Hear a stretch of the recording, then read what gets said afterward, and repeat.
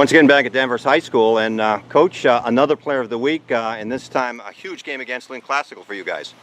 Yeah, we right here we have Brendan Treacy, senior captain. He's our quarterback. He's played outstanding this year. We really expected to have big things out of him going into the season, and he's exceeded our expectations. Running the ball, throwing the ball, decision making, just playing outstanding at the quarterback position. And quietly, there's a bunch of other things he does well too.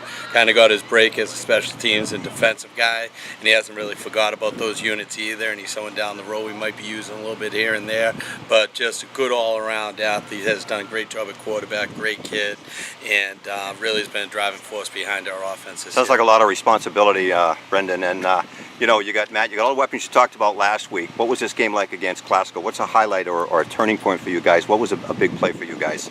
I think just coming out so strong and excited to play, kind of coming out and kind of punching them in the mouth. I think that really just set the tone for the entire game, and you know, we just had to keep rolling. You know, you guys are one of 3 teams at 5-0, and you got another big game coming up this week.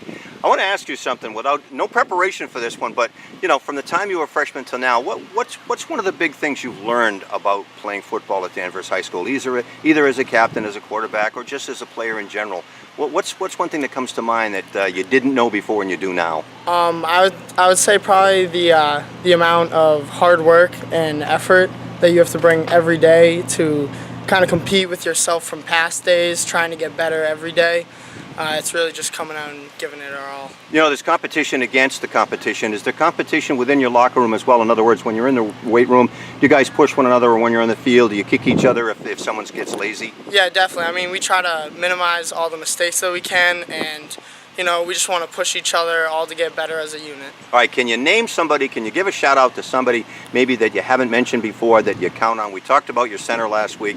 You mentioned your receivers last week, either on offense or defense. Is there someone else that you can look at and say, hey, guys, pay attention to this guy too? I'll have to say Jake Stone. He's my left tackle, my blind side. A lot of times when I'm dropping back for a pass, he's one person that I can't see if he does his job or not. It's just whether or not if I get hit or if I'm protected, and he's done a great job all And year. so far you haven't bounced off the turf too much? No, not much, thanks to them. All right, thank you, Brendan. Congratulations. Thank you.